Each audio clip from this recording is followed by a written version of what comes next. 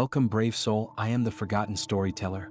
Before we begin, tap that like button if you dare, and drop a comment below telling me where in the world you're listening from. And if you make it to the end of this video, I hope to see you in the next story. I hope you're ready, because I am. Let's begin. The fluorescent lights of Burger Bliss hummed, a monotonous drone that mirrored the rhythm of Jason Mercer's life. At 32, he was a fixture of the overnight shift, a ghost gliding through the quiet hours between 10 p.m. and 6 a.m. He drove the delivery car, a dented sedan smelling faintly of stale fries and desperation, navigating the darkened streets of the city. "I like the peace and quiet," he'd say with a little shrug whenever a coworker asked about his unusual hours. They usually didn't ask twice.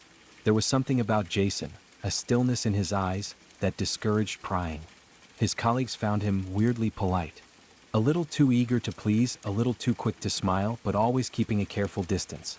Sarah from the drive-thru said he reminded her of a mannequin, eerily perfect, but hollow inside. No one knew where he went after his shift, what he did, or who he spent his time with. Jason was an enigma, a wraith woven into the fabric of the night. He lived alone in a modest apartment on the outskirts of town. The building was old, the paint peeling, the vibe transient. Inside, his space was a controlled chaos. Maps plastered the walls, crisscrossed with lines of red and blue ink. Sticky notes, a kaleidoscope of colors, clung to every surface: names, addresses, times, abbreviations that meant nothing to an outsider. Calendars were marked with circles, squares, and cryptic symbols, each connected to a different woman, each a piece of a puzzle only he could understand. Jason's job wasn't just a means to an end, it was the key to his twisted kingdom. Every delivery was an opportunity, a chance to observe, to learn, to plan. He memorized addresses, committed faces to memory, and after making the delivery, sometimes parked a block or two away, watching the houses, the flickers of light in the windows, the silhouettes moving behind curtains. He'd go further sometimes. A strategically placed hidden camera near a porch light, disguised as a garden gnome, offered a glimpse into their lives. A $50 bill slipped to a gossipy neighbor bought him information: work schedules, boyfriends, favorite hangouts. Back in his apartment, he meticulously documented everything. Work schedules, gym times, social habits, every detail was transcribed into his journals. He noted their favorite bars, the clubs they frequented, the friends they met for coffee. He cataloged family dynamics, birthdays, anniversaries, anything that gave him an edge, an insight. He was patient. He understood the art of the slow burn. Weeks, sometimes months, would pass before he felt he truly knew a woman, before he felt they were ready. Jason became a familiar face. He'd memorize orders, pretend to remember their names. "The usual for you tonight, Miss Peterson?" he'd say with that unsettlingly polite smile. He used excuses, flimsy pretexts to extend their brief interactions. A wrong address that required him to double-check the house number. A forgotten straw he had to personally deliver. A supposed company survey he needed them to fill out. These encounters were brief, innocuous on the surface, but each one was a deeper probe into their lives. A glimpse inside their homes, a quick scan of their living rooms, a mental note of the security systems, or lack thereof. Then came the subtle signs, the little unsettling occurrences that were easily dismissed. A small item moved from where it was originally, a picture frame slightly askew, the television remote in the wrong spot. A light bulb flickering erratically even after being replaced. The nagging feeling of being watched, a prickling sensation on the back of their neck, a sense of unease that they couldn't quite explain. They brushed it off, chalked it up to forgetfulness, faulty wiring, stress. They were too busy, too preoccupied to notice the intricate web being spun around them. Jason was meticulous, calculating. When he believed the time was right, when he felt he understood his target completely, he made his move. He chose his moment with care. Late at night, after a grueling shift at work, or early in the morning, returning exhausted from the gym. He was a ghost, a shadow, slipping through unlocked windows or bypass security systems. The attacks were brutal, swift, and silent. He left no survivors, no witnesses. Afterward, he left a calling card, a bizarre signature. A small, seemingly insignificant object taken from the victim's own home, a child's toy, a lipstick, a photograph. These items were placed somewhere strange, jarring, a twisted reminder of the violation. A doll staring out the window, a lipstick tube in the refrigerator, a family photo face down on the bedroom floor. He was careful. He deleted security footage, scrubbed social media accounts, erased any digital footprint that could lead back to him. He was a master of disguise, blending into the background, disappearing into the anonymity of the city. Sarah, a local news reporter, was hungry for a big story. She'd been following the recent disappearances with a growing sense of unease.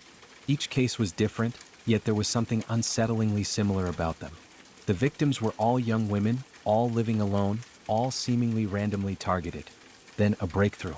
A detective mentioned a detail that sparked her interest: a fast food delivery receipt found in each of the victims' homes. The receipts were all dated within the past month. Sarah dove into the archives, poring over police reports, witness statements, and crime scene photos. She mapped the locations of the victims' homes, noting their proximity to the Burger Bliss franchise. She started connecting the dots, seeing a pattern emerge from the chaos. The police, initially skeptical, were now taking her theory seriously. They began reviewing surveillance footage from Burger Bliss, searching for a common denominator. They identified Jason Mercer. A desperate call came into the police station one night. A young woman, shaken and bruised, reported a home invasion. She had fought off her attacker, managing to escape. Her description, though frantic, matched Jason Mercer. The police descended upon Jason's apartment, but he was gone, vanished into thin air. Jason was not deterred. He was a predator, and predators adapt. He changed his appearance, dyed his hair, shaved his beard. He found a new apartment, a new routine. His eyes were now set on Emily, the young journalist whose relentless investigation had nearly exposed him. He admired her determination, her intelligence. She would be a worthy prize. He didn't realize Emily was already onto him. She suspected the delivery driver, the one with the unsettlingly polite smile. She saw him lurking after the drop-off, casing her apartment like it was the treasure of El Dorado. Emily decided to go undercover. She ordered food multiple times, varying the times and days, hoping to catch him in the act. She armed herself, not with a gun, but with her wit, her instincts, and a hidden camera disguised as a button on her jacket. She noticed the patterns. The same delivery times, the same dented sedan, the same eerie smile. He started to leave small objects after the drop-off that mirrored the other reported crime scenes. This was enough for Emily. Now she had a choice: expose him and risk her own life, or become his next victim. Emily's investigation led her to Jason's apartment. It was a rundown building, the kind where secrets thrived. She waited until she saw him leave, heading out for a delivery. Then, armed with a lockpick and a heart full of dread, she let herself in. The apartment was a shrine to his obsession. Walls covered in photographs of women, their faces circled and annotated. Maps marked with routes, times, and locations. Disturbing mementos from his victims' jewelry, clothing, personal items were displayed like trophies. The place was disgusting, not just in terms of decorum, but in terms of feeling. It was wrong, it was evil, and it chilled Emily to the bone. Suddenly, she heard the jingle of keys. Jason was back. "I didn't expect company," he said, his voice dangerously calm. "Especially not you." A tense confrontation ensued. Emily tried to reason with him, to understand his motives, but his eyes were vacant, devoid of empathy. He lunged, and a desperate struggle began. Emily fought with everything she had, using her knowledge of his methods against him. She managed to break free, grabbing a handful of the photos and mementos as she fled. She called the police, her voice trembling, but she knew it was a race against time.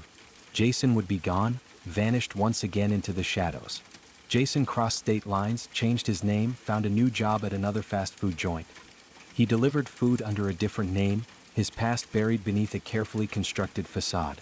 He looked at a new customer's photo on the app, a young woman with bright eyes and an easy smile. He studied her address, her order history, her delivery instructions. A slow smile spread across his face. The cycle began again. No one knows how long Jason had been operating, how many lives he had destroyed. Perhaps years, perhaps decades. He was a ghost, a phantom, forever moving, forever hunting, always staying one step ahead of the law. In the annals of true crime, he's a serial killer who perfectly embodies the banality present in evil. Let us know in the comments section, would you have done what Emily did? Ready for spine-chilling tales that will haunt your thoughts? Subscribe to Forgotten Storyteller for eerie narrations, unsettling mysteries, and haunting stories you won't forget. Hit the bell icon so you never miss a story, because some stories refuse to stay buried. Join us, if you dare.